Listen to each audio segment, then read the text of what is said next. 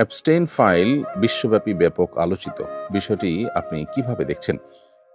এটিকে সাদা চোখে আমরা তো দেখছি যে একজন মানসিকভাবে বিকারগ্রস্ত বা বিকৃত মস্তিষ্ক মানুষের প্রচণ্ড রকমের পিশাচিক কর্মকাণ্ড। বাট এটাকে এর বাইরে আরও বিভিন্ন অ্যাঙ্গেল থেকে দেখবার সুযোগ আছে।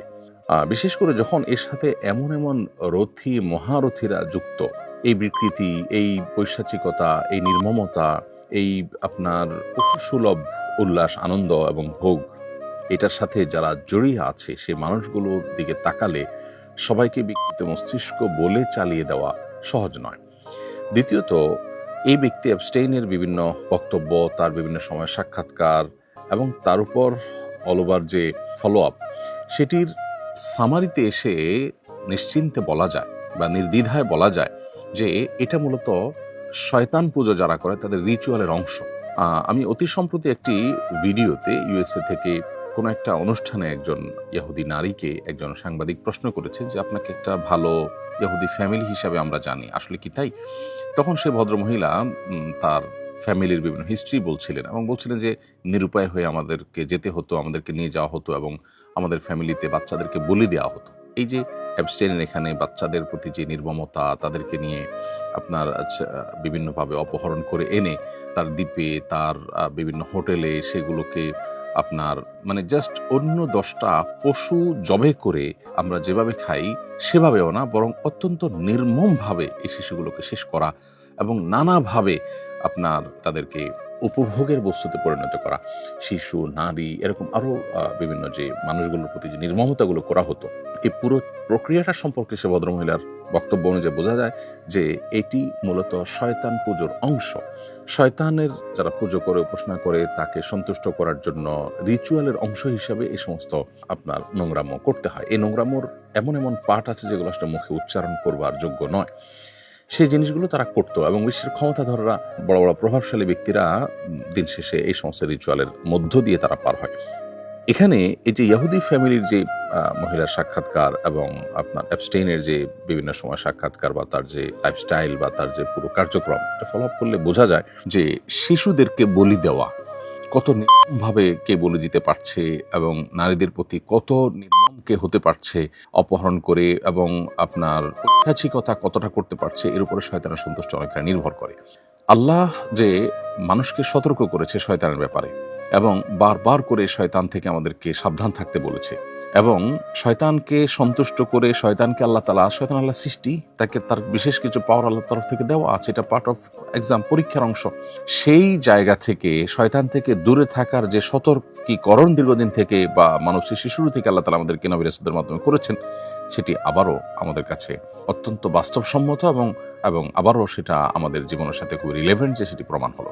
আর এর সাথে পশ্চিমা দুনিয়া যে আমাদেরকে নারী অধিকার, শিশু অধিকারের যে সমস্ত সবক টবক শোনা, এগুলো যে সবগুলোই তাদের বাণিজ্যের অংশ, এগুলো সবগুলো যে ধোঁকা, এবং আমাদেরকে বিনোদনের নামে আমাদের যে রিচুয়াল আছে আল্লাহর সাথে কানেক্টেড হওয়ার, আল্লাহর পাওয়ার দ্বারা প্রভাবিত হওয়ার এবং শক্তিশালী হওয়ার, আমাদের দুনিয়া এবং আখিরাতে কল্যাণ এর অধিকারী হওয়ার, সেই রিচুয়ালগুলো থেকে আমাদেরকে দূরে সরাবার জন্য এই ধর্মীয় বিষয়গুলোকে হাস্যরসের উপহাসের বিষয় পরিণত করেছে এবং বিনোদনের নামে যে সমস্ত আইটেম আমাদেরকে দিয়েছে, এগুলো সবগুলো মূলত শয়তানের রিচুয়াল এবং শয়তানকে সন্তুষ্ট করার আইটেম।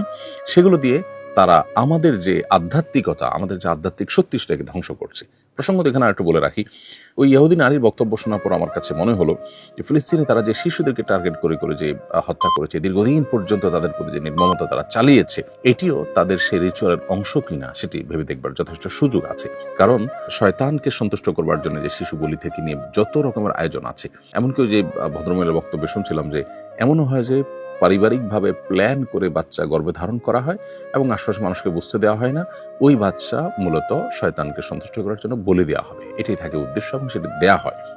এই যে পুরো কার্যক্রম, এখান থেকে নতুন করে আমাদের আল্লাহর নেয়ামত ইসলামের প্রতি আমাদের আরও বিশ্বাস বেড়ে যায়, আরও আস্থা বেড়ে যায় এবং আল্লাহর প্রতি আরও অগ্রসর হওয়ার গুরুত্ব আমরা অনুধাবন করতে পারি। আমাদের কাছে চকচকে তকতকে যে আপনার কালচার উপস্থাপন করা হয়ে থাকে, এগুলোর পেছনে যে কমার্শিয়াল ধান্দা আছে, এগুলোর পেছনে যে তাদের শয়তানি ধান্দা আছে, এগুলোর পেছনে যে আমাদেরকে থামিয়ে দেওয়ার প্রচেষ্টা আছে, সেটি বোঝার জন্য আসলে পণ্ডিত হওয়ার দরকার নেই। অতএব অ্যাবস্টেইনের এই ফাইলটা শুধুমাত্র এই ফাইল যেটি উন্মুক্ত হয়েছে, এর মাধ্যমে যে সমস্ত ঘটনাবলী আমাদের সামনে উঠে আসছে, এগুলো বা তার যে নির্মমতাগুলো ছিল এবং তার সাথে যারা বড় বড় রথী মহারথীরা আছে, এদের যে কানেকশন পাওয়া যায়, এগুলো শুধুই মানবিক বিকৃতি, মানসিক বিকৃতির বিষয় নয়, বরং এর সাথে শয়তান তুষ্টির বিষয় জড়িয়ে আছে। আমরা আল্লাহকে সন্তুষ্ট করতে চাই। এখানে রাস্তা দুইটা, শয়তানের রাস্তা, যার শেষ মাথা জাহান্নাম, দুনিয়াতেও সেটা জাহান্নামি। যারা শয়তানকে পুজো করে তারা শক্তি সঞ্চয় করতে চায় বা শয়তানের পাওয়ার নিতে চায়, এই পাওয়ার দিয়ে তারা হয়তো দুনিয়াতে সাময়িক রাজত্ব করে, কিন্তু তারাও মানসিকভাবে কেউ আসলে সুখ পায় না। অতএব এই অ্যাবস্টাইনের ফাইল, এটা নিয়ে অনেক কথা বলার আছে, এটা নিয়ে অনেক কথা ভাববার আছে। কোরআনে কারীম যে বাল মূর্তিকে পুজো করতে নিষেধ করেছে, সে বালের বিশেষ অনুগত ছিল এবং তার জীবনের অনেক কিছুতে সেটার প্রভাব পাওয়া যাচ্ছে। এখনকার যে সমস্ত তথ্যপাত্র আসছে তাদের মাধ্যমে, গণমাধ্যমের মাধ্যমে, সেগুলো থেকে বোঝা যাচ্ছে। তো এই যে বাল এর যারা পূজা করত, যেটাকে আপনার ওই যে লিঙ্গ পূজার টাইপের যৌন বিকৃতি বা বিকৃতি যৌনতা, এর সাথে যাদের সম্পর্ক আছে, এরা মূলত ওই বাল মূর্তির পূজার ওইটাকে চর্চা করছে। অ্যাবস্টাইনের মধ্যে সেই জিনিসটাও পাওয়া যাচ্ছে। এখানে প্রসঙ্গত আরেকটু বলে রাখি যে ট্রান্সজেন্ডার সহ যে সমস্ত আপনার বিকৃতির কালচার আমাদের সমাজে আমরা দেখতে পাই এখন গোটা পৃথিবীতে, অ্যাগ্রেসিভলি যেটা পুশ করার চেষ্টা করা হচ্ছে, এর সাথে আসলে শয়তানকে তুষ্ট করার বা শয়তানের উপাসনা করার বা রিচুয়ালের একটা সম্পর্ক বা যোগসূত্র কিন্তু আছে। অতএব পুরো বিষয়টা আসলে অনেক বড় খেলার ব্যাপার। আগামীর পৃথিবী এটি যতটা না অস্ত্রের যুদ্ধের পৃথিবী, তার চাইতে বেশি হবে আপনার স্পিরিচুয়াল যুদ্ধের পৃথিবী। অতএব মুসলমানদেরকে মুসলমান হিসেবে আল্লাহর সাথে কানেক্টেড হওয়া, ইবাদতবন্দি করা, আল্লাহ তাআলার নির্দেশগুলোকে মেনে চলা, এগুলোর মাধ্যমে তাদেরকে আত্মরক্ষার চেষ্টা করতে হবে এবং তাদের শক্তি সামর্থ্যকে বাড়াতে হবে, গেইন করতে হবে। সেই জায়গা থেকে আমাদের আরও দিনের প্রতি অগ্রসর হওয়ার প্রেরণা আমরা এই সমস্ত ঘটনা থেকে পাই। এই সমস্ত ঘটনার একেবারে গভীরে যারা প্রবেশ করেন তাদের কাছে বিষয়গুলো স্পষ্ট হয়ে যায়। আল্লাহ তাআলা আমাদেরকে শিক্ষা গ্রহণ করার তৌফিক দান করুন এবং এই সমস্ত নির্মমতা বন্ধ হোক। বাংলাদেশে যারা নারীবাদের মুখোশ পরে বসে আছেন, যারা শিশু অধিকারের সবক শোনান সকাল বিকাল, এই সমস্ত ঘটনা কিন্তু তাদের তেমন কোনো নড়ে চড়ে বসা বা তেমন কোনো উদ্যোগ বা তাদের কোনো বিষয় বা এগুলো নিয়ে তাদের তেমন কোনো কার্যক্রম আমাদের চোখে পড়েনি। অথচ এই জায়গায় যদি কোনো হুজুর থাকতেন তাহলে আজকে ঘটনা কোন পর্যায়ে গিয়ে পৌঁছাতো। এখান থেকে এই মানুষগুলোরও দ্বিচারিতা বুঝে আসে, প্রমাণ হয়। যারা ইসলামের খোলস থেকে বের হয়ে যাতে উঠার চেষ্টা করেন, তারা ওই জগতের বা ওই জগৎ